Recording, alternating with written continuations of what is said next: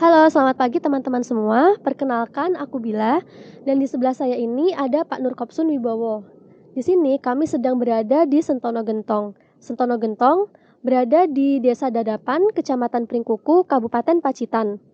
Jarak dari pusat kota tidak begitu jauh, yaitu hanya sekitar 13 kilometer saja. Nah, untuk perjalanannya hanya membutuhkan waktu kurang lebih selama 30 menit karena melewati medan perbukitan. Dan di belakang kami terlihat penampakan dari Teluk Pacitan. Teluk Pacitan ini dapat menjadi sumber belajar kita teman-teman. Nah, untuk lebih lanjutnya akan dijelaskan oleh Pak Nurkopsun. Baik, terima kasih. Perkenalkan, saya Nurkopsun Wibowo, mengajar mata pelajaran IPS di SMP Negeri 2 Punung. Di sebelah saya ada Salsabila yang nanti akan mendampingi kita melakukan kunjungan lapangan atau field trip. Ya, tempatnya nanti ada di Teluk Pacitan yang terlihat itu. Kenapa kita memilih bukit ini? Karena dari Bukit Sentono Gentong ini fenomena Teluk Pacitan bisa kita lihat secara jelas dari atas.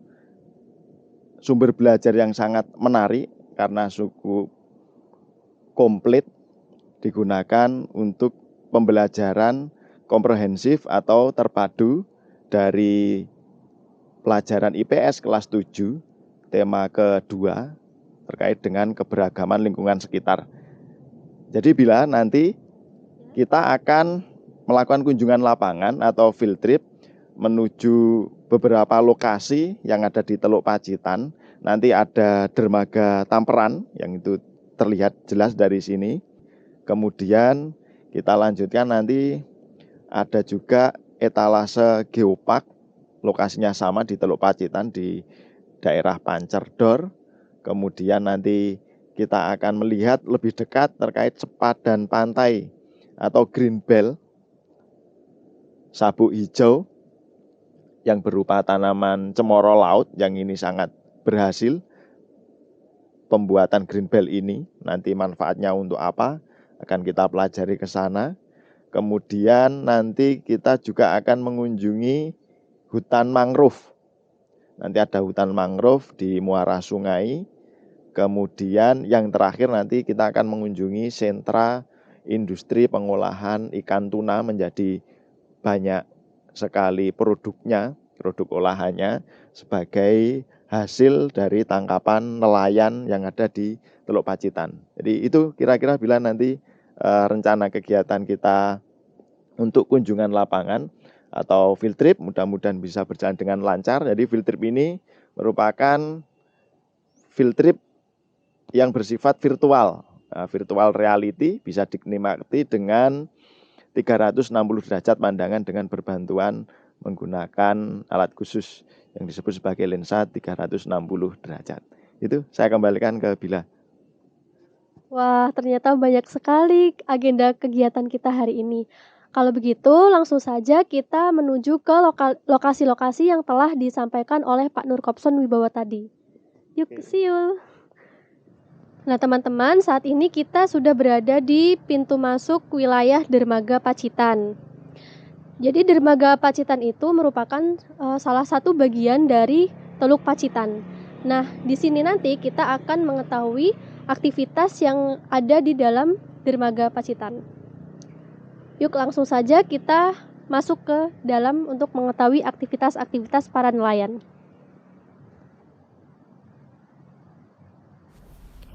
Jadi teman-teman, Dermaga Pacitan ini memiliki luas 9,3 hektar. Dermaga Pacitan dibatasi oleh Teluk Pacitan yang memiliki potensi perikanan yang sangat besar dan melimpah. Potensi sumber daya perikanannya antara lain ikan tongkol, ikan tuna yellowfin, ikan cakalang, dan ikan layang. Musim penangkapan ikan dimulai dari bulan Mei hingga bulan November. Nah, kita sekarang mau wawancara dengan salah satu nelayan. Selamat siang, Bapak. Selamat siang. Dengan Bapak siapa, Pak? Junaidi. Bapak Junaidi. Bapak Junaidi asli dari Pacitan atau luar Pacitan, Pak? Pekalongan, Jawa Tengah. Oh, dari Pekalongan, Jawa Tengah. Untuk kapal Bapak yang ini, Pak, ya? Itu yang perintis. sana sebelah Oh, sana. yang perintis sebelah sana ya. Perintis makmur itu. Perintis makmur. Oke. Untuk kapal yang ini kelihatannya apa sudah mau berangkat Pak? Kok aktivitasnya dari nelayan-nelayan sudah di atas kapal semua? Ya insya Allah besok pagi Besok mau pagi. berangkat. Ini kan keadaan cuaca buruk. Oh gitu. Insya Allah besok mulai berangkat. Oh ya. Satu kapal itu personilnya sekitar berapa orang Pak? Enggak tentu, ada yang 35, ada yang 25, tergantung kapalnya tuh, ukuran kapal. Ya. Terus untuk orang-orangnya dari Pekalongan semua atau ada dari Pacitan atau dari mana yang lain?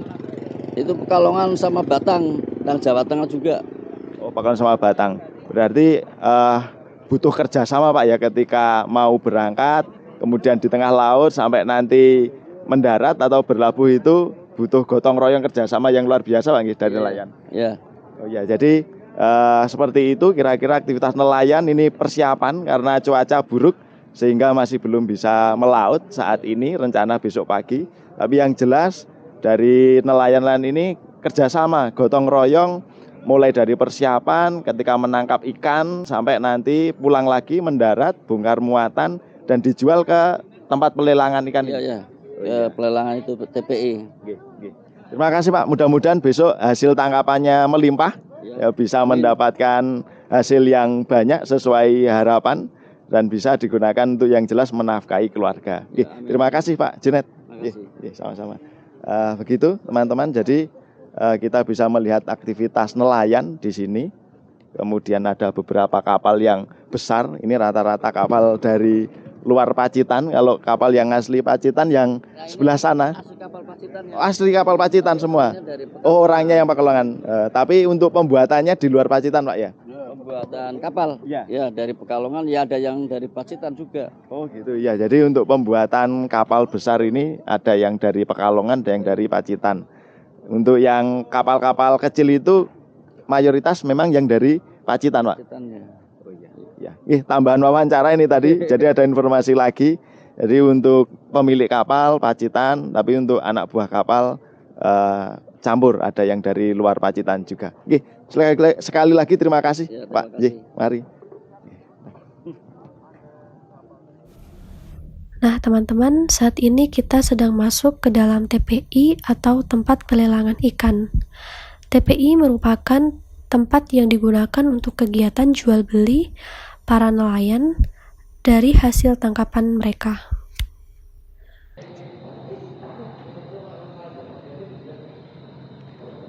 Ini hasil tangkapan ikan apa Pak? Jaringan, Pak. Gimana? Jaringan. Jaringan. Ini mau didistribusikan Pak? Di kampung-kampung saja. Oke. Kalau per kilo harga jualnya berapa Pak? 20.000. Oh, 20.000. Oke. Baik Pak, terima kasih.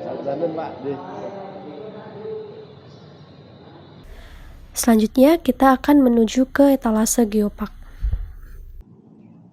Ya teman-teman, saat ini kami sedang berada di etalase Geopark Gunung Sewu Pacitan. Etalase Geopark merupakan museum khusus yang berdiri sejak tahun 2012 atau sejak ditetapkannya kawasan Gunung Sewu sebagai National Geopark. Terdapat berbagai macam jenis koleksi yang dipamerkan di dalam museum ini. Nah, untuk mengetahui jenis koleksi tersebut apa saja, yuk kita masuk. Permisi, selamat siang. Nggih. Dengan Bapak siapa Pak? Pak Yosi. Pak Yosi. Oh nggih. Saya bantu. Iya Pak, mohon izin kami ingin mengunjungi muter-muter etalase Geopark ini Pak. Untuk kepentingan apa perlunya nanti? Jadi ini sebagai media pembelajaran siswa SMP Pak. Tuh, iya, nggih. Jadi sebenarnya kayak belakang dulu nggih. Nggih. Ini adalah museum etalase geopark itu sebenarnya adalah museum yang memberikan informasi mengenai geopark Gunung Sewu. Sedikit informasi ya. Jadi geopark Gunung Sewu itu tema kars atau kapur, dan koleksi yang ada di sini itu adalah keragaman yang paling bawah itu keragaman geologi, keragaman budaya, dan keragaman biologi. Secara singkat, keragaman geologi itu ya diisi atau berisi mengenai jenis-jenis batuan yang ada di kawasan geopark Gunung Sewu. Terus keragaman budaya itu adalah jejak peradaban Pacitalian, mari kita jalan nggih. Iya. Jejak peradaban Pacitalian yang ditemukan di situs geologi Sungai Baksoka dan Gilijangan. Terus yang paling atas peradaban biologi itu intinya adalah bukti kita dulu berada di bawah 40 meter di bawah permukaan laut. Bunyinya apa? Hewan yang hidup di dasar laut terangkat ke permukaan menjadi fosil jutaan tahun yang lalu. Jadi geopark Gunung Sewu dulu itu adalah berada di bawah permukaan laut, gitu ya. Jadi zaman batu tua Paleotikum di masyarakat purba atau masyarakat zaman batu di budaya Pacitalian itu sebenarnya sangat sederhana. Jadi uripe itu ora mikir repot-repot nggih.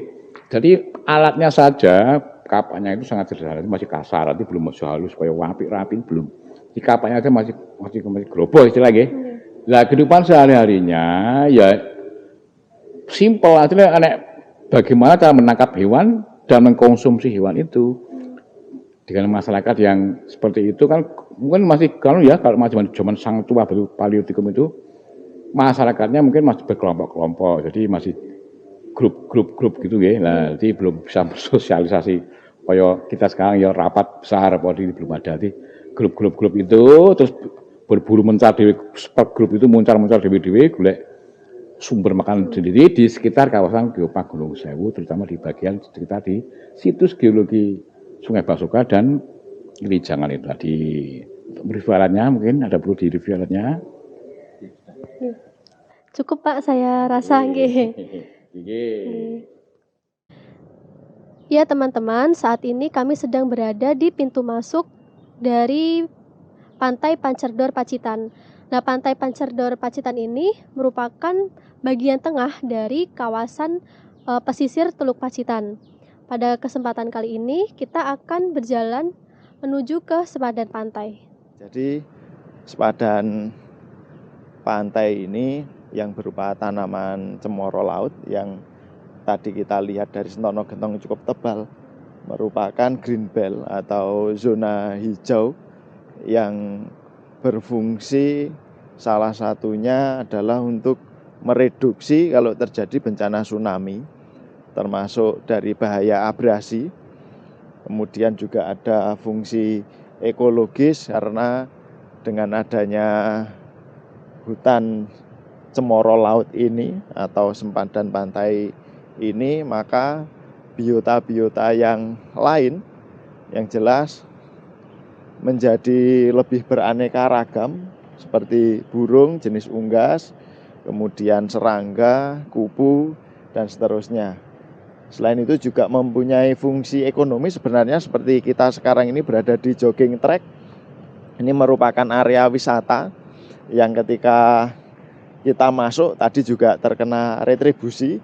Kita membayar ke daerah, berarti di situ ada fungsi ekonomis menjadi pendapatan asli daerah di bidang pariwisata.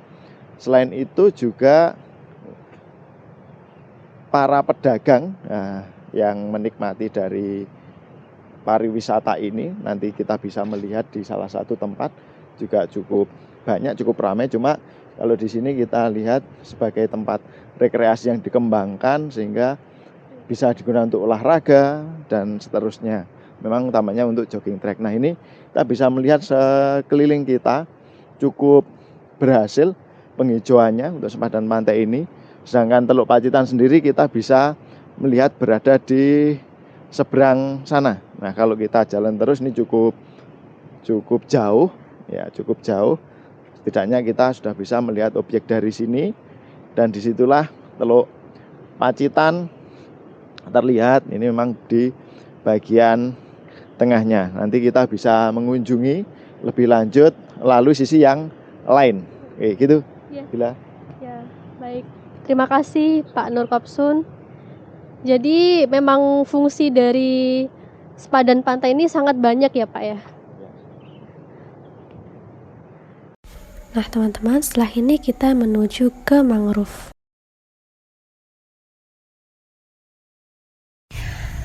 Teman-teman, saat ini kita sedang berada di hutan mangrove.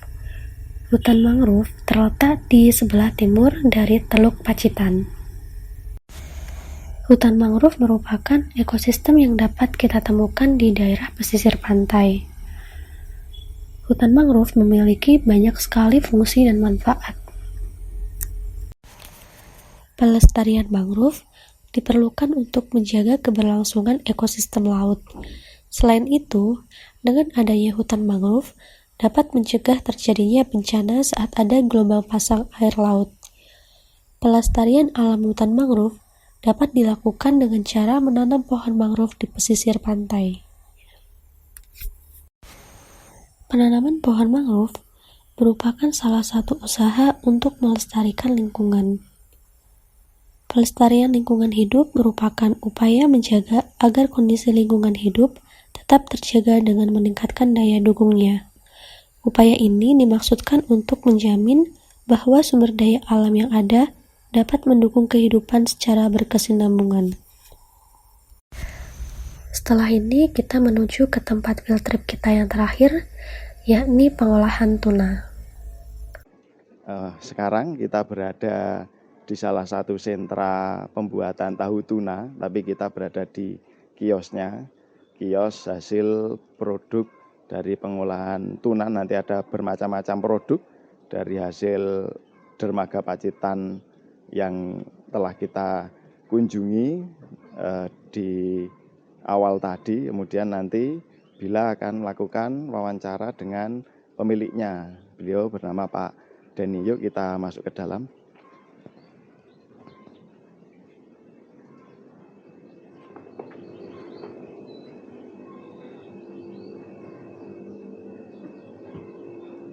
Selamat siang Pak Denny. Ya, saya Bila bersama Pak Nur Kopsun ingin berbincang-bincang dikit mengenai olahan tuna yang ada di Sabrina ini ya Pak. Okay. Nah untuk olahan tuna yang ada di sini ini yang dihasilkan itu apa saja ya Pak produknya? Kalau untuk saat ini kita ada 12 olahan dari tuna. Tapi untuk best sellernya atau yang paling banyak diproduksi itu tahu tuna. Jadi yang paling dicari itu tahu tunanya. Oh gitu. Untuk 12 produknya itu kalau boleh tahu apa saja Pak? Jadi ada nugget, pangsit, bakso, kaki naga, rolade, ekado, terus lumpia tuna, risol tuna, martabak tuna, kemudian ada sempolan, kaki naga. Pokoknya ada 12. Ya, cukup banyak ya Pak ya. Nah dari produk-produk tersebut itu bahan bakunya semua dari tuna ya Pak? Semua dari tuna. Jadi intinya cuma diversifikasi produk hampir sama. Jadi cuma sedikit ada mungkin kalau produk ini ditambahi mungkin sayuran atau apa seperti itu. Jadi basicnya emang sama. Ya, basicnya dari tuna. Nah untuk bahan baku tuna tersebut itu diperoleh dari Pacitan sendiri atau dari luar juga Pak? Kalau bahan baku selama ini masih dari sini sendiri, dari lokal Pacitan. Cuma terkadang setiap tahun itu pasti ada namanya musim angin atau musim baratan. Jadi pas di saat itu para nelayan itu tidak melaut. Jadi kita harus terpaksa mendatangkan bahan baku tuna dari luar kota untuk kelangsungan produksi kita. Jadi mayoritas tetap diutamakan dari Pacitan, namun jika kekurangan bahan baru mengambil dari luar, begitu ya Pak.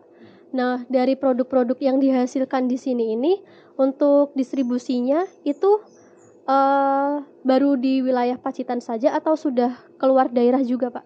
Alhamdulillah untuk produk Sabrina itu malah kebanyakan keluar kota Mbak. Jadi hampir 90% kita itu kirim keluar kota. Makanya tempatnya kita ngumpet di dalam, nggak di pinggir jalan karena hampir setiap hari produk kita itu habis terkirim ke luar kota semua untuk reseller di luar kota. Gitu. Jadi untuk proses produksinya itu dimulai dari tahu biasa, tahu putih itu, kemudian kami belinya masih mentah, jadi digoreng sendiri di sini. Kemudian setelah tahu yang sudah matang, sudah digoreng itu, kita isi dengan adonan ikan tuna. Jadi kalau di sana proses pengisian, jadi diisi dengan adonan ikan tuna. Kemudian setelah itu tahu yang sudah diisi dengan adonan tersebut direbus, di proses perebusan. Nah setelah direbus, kemudian ditiriskan, yang jelas untuk pendinginan. Nah kalau sudah dingin, nanti proses pengemasan atau packing. Setelah proses packing di vacuum sealer, kemudian masuk ke proses penyimpanan kepada dalam freezer, seperti itu. Untuk ketahanannya kira-kira berapa lama itu, Pak? Kalau di suhu ruang itu tuh sehari semalam, 24 jam. Tapi kalau di penyimpanan di freezer, penyimpanan beku, itu bisa bertahan selama 4 bulan. Itu. Cukup lama ya. Oke. Lihat produk sekalian beli oleh-oleh ya. Iya. Kami izin membeli produk dari sini ya, Pak. Ada tahu tuna. Yang ini ya. Tahu tuna ori. Iya, tahu tuna ori. Ambil dulu ya. Nah, ini produk tahu tuna. Oh, terima kasih Mbak. Kasih, Mbak. Mungkin ini aja ya untuk oleh-oleh kita. Nah, saya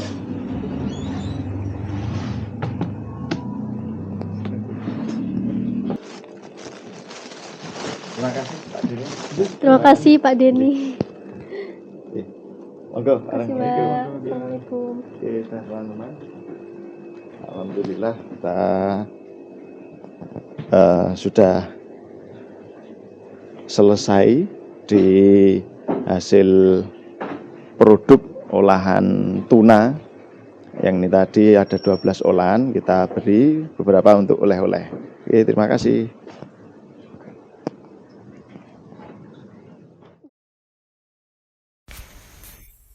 Tidak terasa kita sudah berada di penghujung kegiatan field trip kita hari ini. Hari ini kita telah mengunjungi ke beberapa titik lokasi di area Teluk Pacitan, di antaranya yaitu Dermaga Pacitan, Etalase Geopark, Sepadan Pantai, Hutan Mangrove, dan yang terakhir tempat pengolahan tuna. Semoga dari kegiatan field trip kita hari ini dapat menambah wawasan kita semua. Dan semoga kita dapat berjumpa di lain kesempatan. Sampai jumpa.